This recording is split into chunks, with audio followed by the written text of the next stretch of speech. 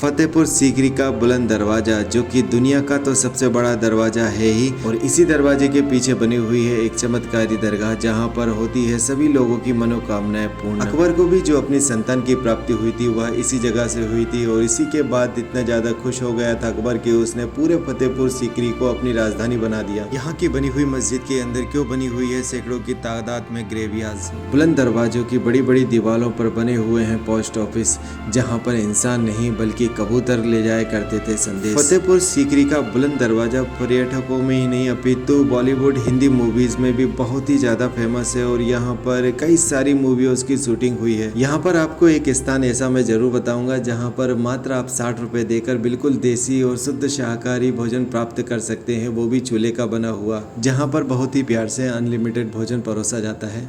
तो सभी मेरे प्यारे दोस्तों को प्यार भरा नमस्कार, और आशा करता हूं कि आप लोग सभी बहुत ही अच्छे तरीके से होंगे।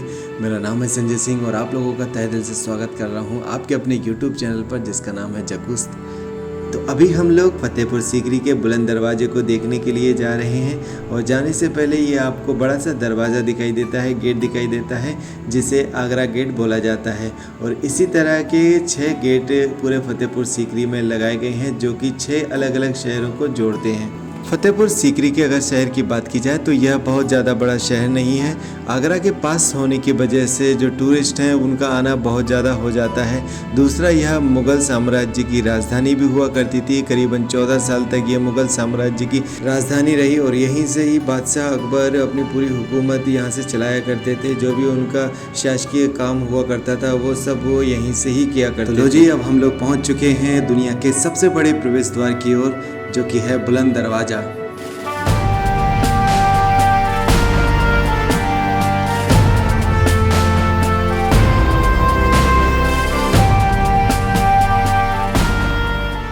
बुलंद दरवाजे की चौखट पर पहुंचने के लिए हमें 42 सीढ़ियाँ 42 सीढ़ियाँ चढ़नी होती हैं, और इसके अगर हाइट की बात की जाए तो इसकी जो हाइट है वो 53 मीटर है, और चौड़ाई की बात की जाए तो वह 35 मीटर चौड़ा है।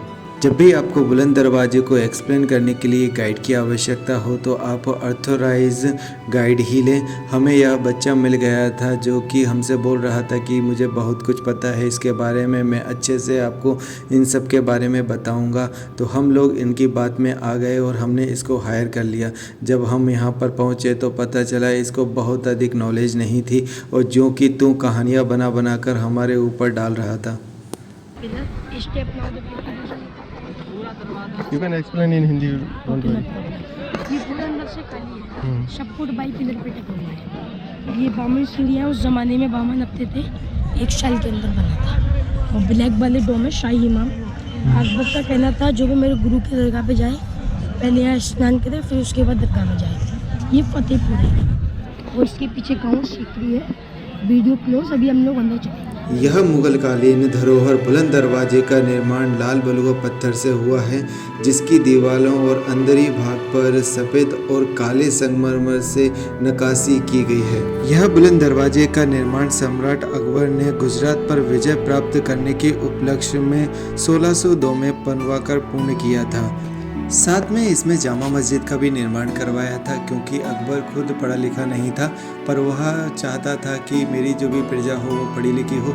इसी वजह से यहाँ पर मस्जिद का निर्माण करवाया, यहाँ पर मदरसे खुलवाया, और मदरसे में फ़ारसी भाषा का तालीम दी जाती थी। बहुत पहले एक शाहरुख खान की मूवी आई थी जिसका नाम था परदेसी। उसमें एक गाना था कि नहीं होना था प्यार मगर प्यार हो गया, तो उसकी जो पूरी शूटिंग है वो यहाँ पर ही की गई है, जिसमें कुछ सीन तो आपको यहाँ बुलंद दरवाजे के ही देखने को मिलेंगे, और कुछ सीन अकबर का जो यहाँ पर महल बना हुआ है, जहाँ पर वह अपना दरबार लगाया करते थे, इंसाफ किया करते थे, वो वहाँ के देखने को। ये सामने आप जो संगमरमर से बनी हुई एक दरगाह देख रहे हैं, वह हजरत शेख सलीम चिश्ती की है। जब यहाँ पर बुलंद दरवाजे का निर्माण नहीं हुआ था और यहाँ पर कुछ भी नहीं था, उससे पहले यहाँ पर एक सूफी संत रहा करते थे जिनका नाम था हजरत शेख सलीम चिश्ती, वो यहाँ पर रहकर अपने खुदा की इबादत किया करते थे। और जब अकबर को संतान की प्राप्ति नहीं हो पा रही तो वह बहुत ज़्यादा परेशान थे।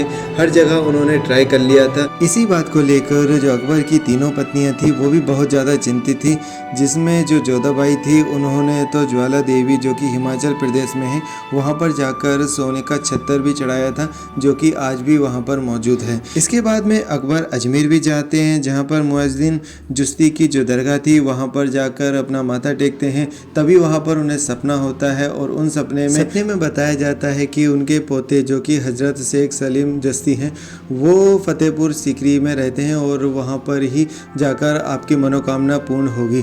तब अकबर यहाँ पर आते हैं और इनसे गुहार करते हैं और पुत्र प्राप्ति की। तब हजरत शेख सलीम चिश्ती अपने पुत्र जो कि महज 6 साल का था उसका बलिदान देकर अकबर को आशीर्वाद स्वरूप पुत्र प्राप्ति का आशीर्वाद देते हैं, जिसके बाद में अकबर की पत्नी जोधाबाई के द्वारा एक पुत्र की प्राप्ति होती है जो कि सलीम, और बाद में जाकर जब गद्दी संभाली तो जहांगीर के नाम से विख्यात हुआ।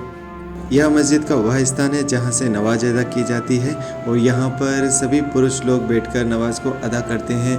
बाकी जो औरतें होती हैं, जो महिलाएं होती हैं, उनके लिए अलग से व्यवस्था की जाती है। अगर आप इस स्थान को देखेंगे तो पाएंगे कि इसमें बहुत ही सुंदर तरीके से सोने के पानी से एक पेंटिंग की गई है। जहांगीर को पेंटिंग का बहुत अधिक शौक था, इसी वजह से यहाँ पर देख सकते हैं कि कितनी प्यारी तरीके से पेंटिंग की गई है। और यह पूरी पेंटिंग जो है वो गोल्ड स्याही से, जो कि सोने की स्याही होती है, उससे पेंटिंग की गई है। आप जो झूमर देख रहे हैं ये पहले गोल्ड का हुआ करता था, पर जब ब्रिटिश राज आया तब उन्होंने गोल्ड का झूमर उतार कर यहाँ पर पीतल का झूमर लगा दिया। तो यह पीतल का झूमर है इस समय। इन्हीं पेंटिंगों के बीच में आप देखेंगे अगर पास जाकर तो इसमें कुरान की फारसी भाषाओं में आयतें लिखी हुई हैं।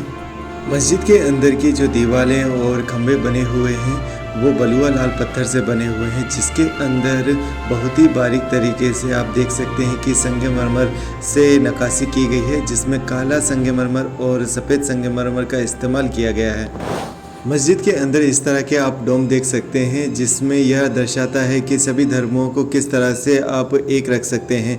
यहाँ पर ये आप जो बारीक बारीक से तिकोने आकार के देख रहे हैं, ये एक्चुअली में मंदिर के जो ऊपर का शीर्ष होता है उसको उल्टा करके इसमें रखा गया है। नीचे की साइड में देखेंगे तो नारियल उसमें लगा हुआ है।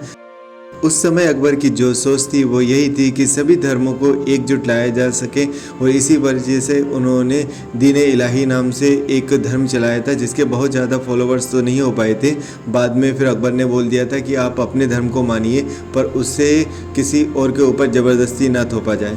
आइए अब हम लोग चलते हैं उस स्थान पर जहाँ पर पोस्ट ऑफिस बना हुआ है, जहाँ पर मनुष्य काम नहीं किया करते थे, वहाँ पर काम किया करते थे कबूतर। तो वहाँ पर कुछ इस तरह के खास कबूतर पाले जाते थे और उनको इस तरह की ट्रेनिंग दी जाती थी कि वह संकेत ले जाने और लाने का काम किया करते थे, और बहुत छोटे ले जाया करते थे। उनकी गले में संकेत डाल दिए जाते थे, संकेत या संदेश डाल दिए जाते थे और उनको उड़ा दिए जाते थे। पर एक कबूतर को किसी एक जगह के लिए ही पाला जाता था, मतलब कि उसको एक ही स्थान पर जाने के लिए पाला जाता था। ऐसा नहीं होता था कि एक ही कबूतर सभी स्थानों पर चल जाए। इसीलिए यहाँ की अगर दीवारें देखेंगे तो वहाँ पर कई सारे पोस्ट ऑफिस बने हुए हैं। तो सभी कबूतरों को एक अपना अलग वो होता था क्राइटेरिया कि उसे कहाँ पर किस महल में जाना है। आप देख सकते हैं कि इन दीवारों में ये जो छेद से दिखाई दे रहे हैं ये कबूतरों का स्थान है। यहाँ पर संदेश लाकर वो बैठ जाया करते थे और सिपाही इनका संदेश निकालकर उनको पढ़ लिया करते थे। अभी वीडियो में आपको दिखाई नहीं दे पा रहा है, पर यहाँ पर एक स्थान बना हुआ था जो खंडर में बदल चुका है,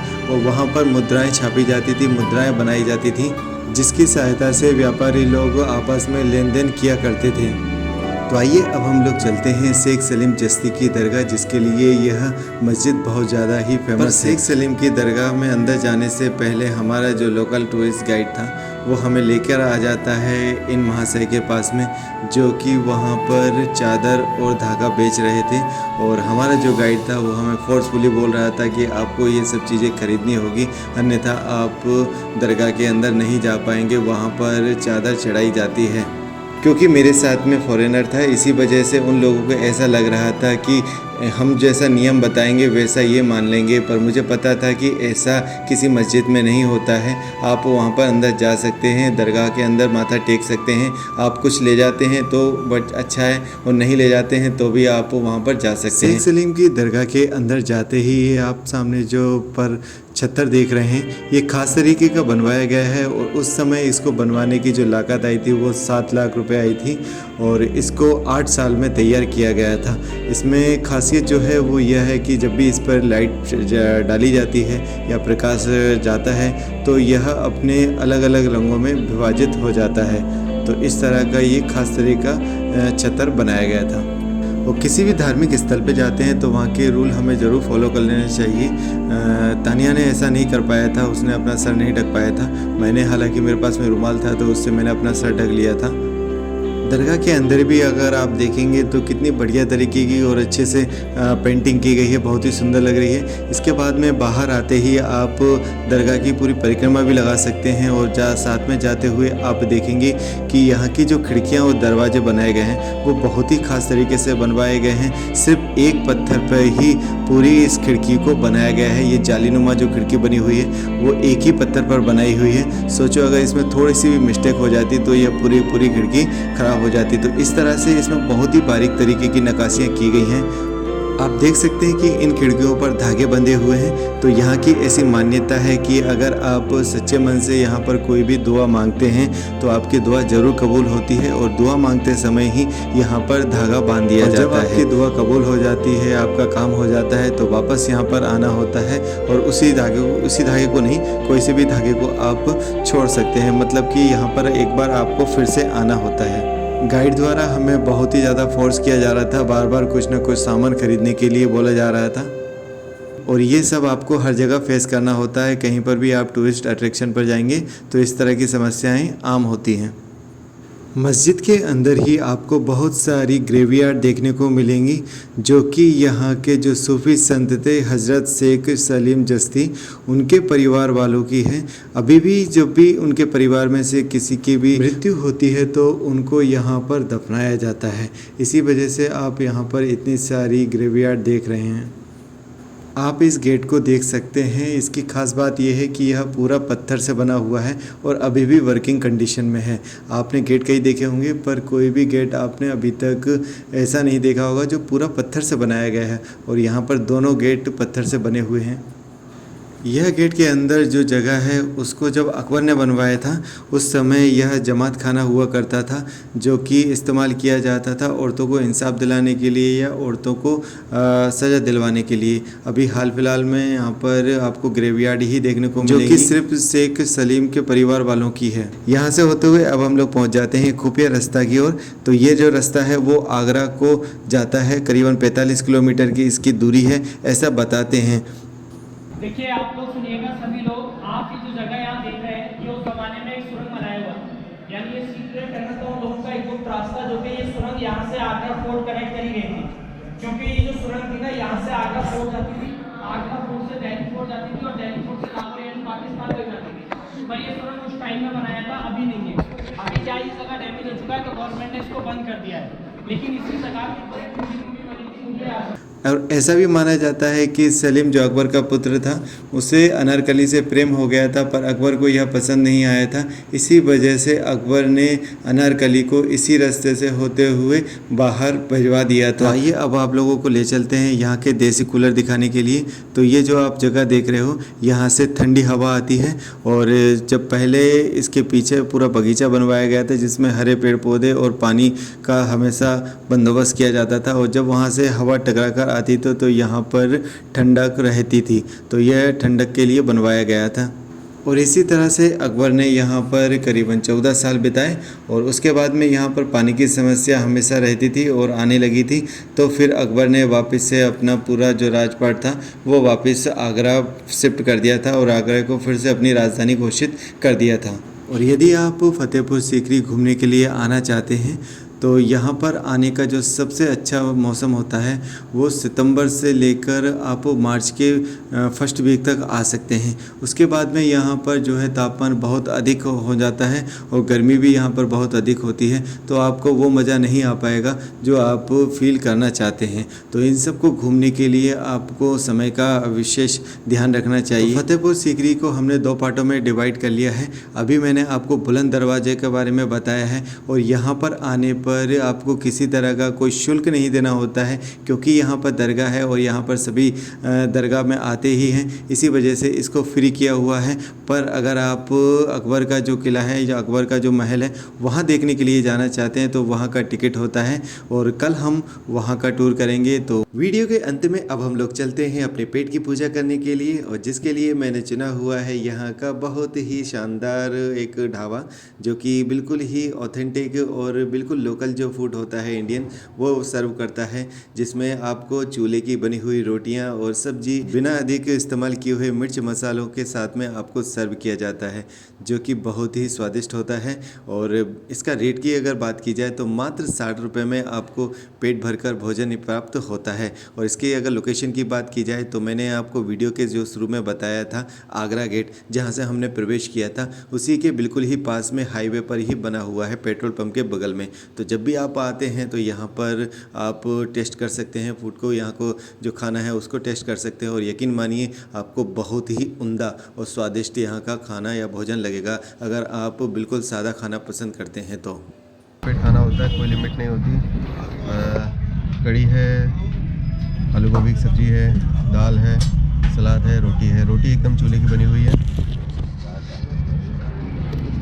तो आप लोगों से हाथ जोड़कर निवेदन है कि अगर आपको वीडियो ये अच्छा लगा है तो इसे लाइक ज़रूर कीजिएगा, और अगर आप नए हैं पहली बार वीडियो को देख रहे हैं तो चैनल को सब्सक्राइब जरूर कीजिएगा।